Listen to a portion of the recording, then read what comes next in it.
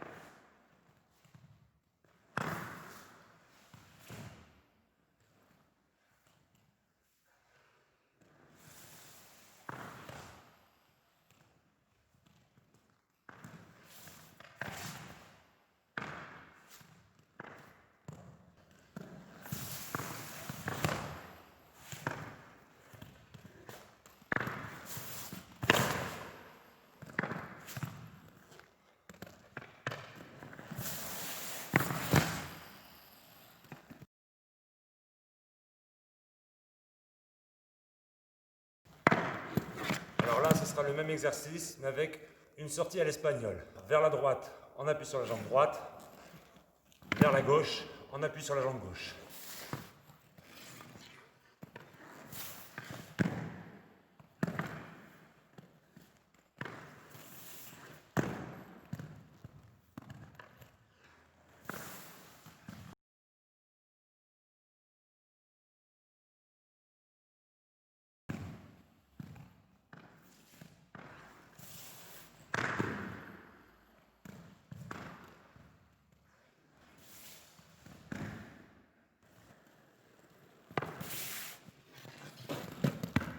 Toujours bien penser que les exercices que je viens de vous montrer peuvent être faits en revenant en patinant. Si vous avez plusieurs gardiens à faire s'entraîner sur le même parcours, plutôt que d'attendre que le premier finisse totalement son aller et son retour, ne surtout pas hésiter à les faire revenir debout. Ça détend les jambes et ça permet de réenchaîner avec une série en meilleure forme, avec des jambes un peu moins oxy.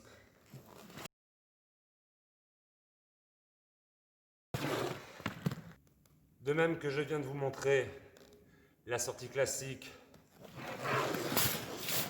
jambes derrière, jambes groupées, il va falloir faire le même déplacement classique, mais en deux temps. Au lieu de faire une seule impulsion, on fera deux impulsions. Donc une première impulsion départ et une reprise d'impulsion sans s'arrêter en cours de route.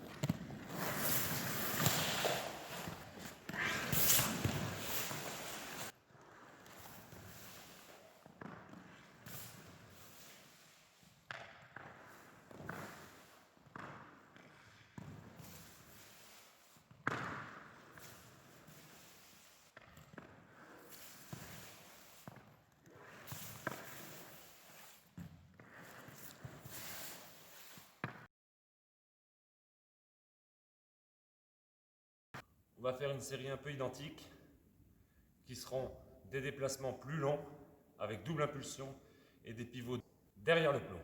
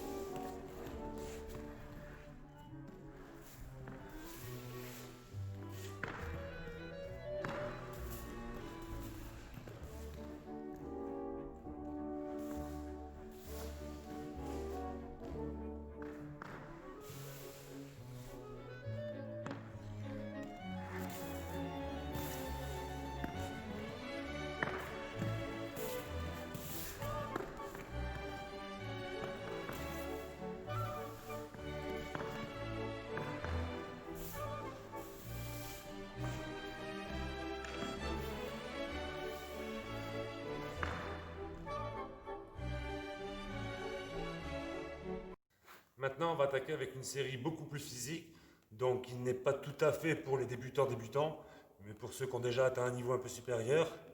Ce seront des séries de plongeons. Des séries de 4 plongeons à chaque plot, sur 5 plots, au cours desquels il faudra avancer de 2 plots, reculer d'un plot. Avancer de 2 plots, reculer d'un plot. Donc ce seront des séries de 4 plongeons, à droite, à gauche, devant, derrière. Et voilà. En avant, c'est parti. J'espère être vivant à la fin.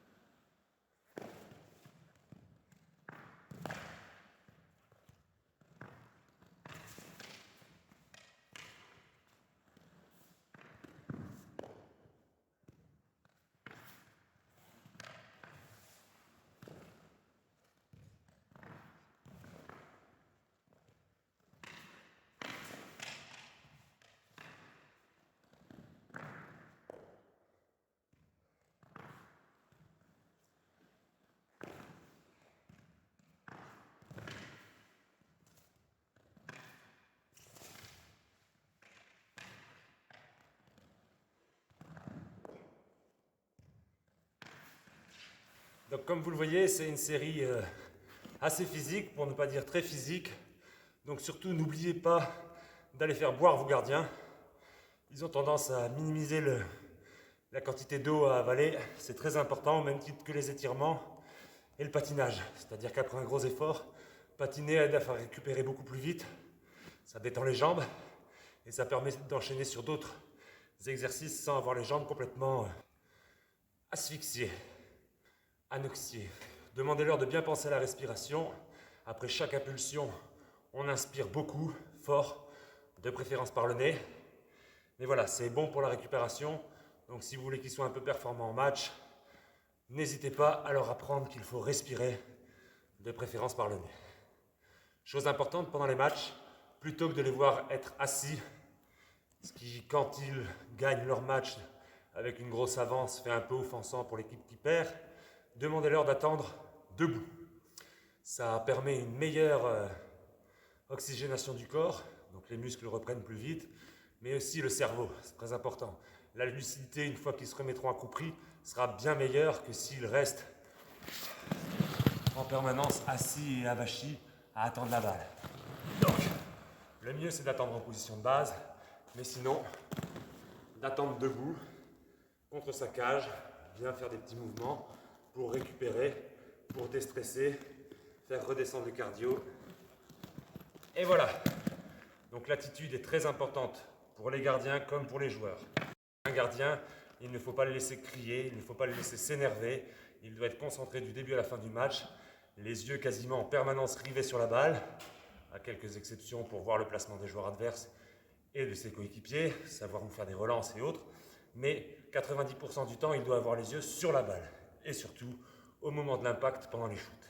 Voilà quelques petits conseils en plus, les yeux en permanence sur la balle, et une attitude sportive. Et donc voilà, j'espère que ces vidéos vous auront plu. N'hésitez surtout pas à aller regarder les autres vidéos d'entraînement de gardien, mais aussi celles concernant les techniques individuelles des joueurs pendant le confinement, ou sur les shoots et les tirs, les passes et autres exercices à faire ou à faire de vous-même quand vous êtes joueur, donc principalement pendant le confinement, mais ça peut s'appliquer très bien aussi aux entraînements sur piste.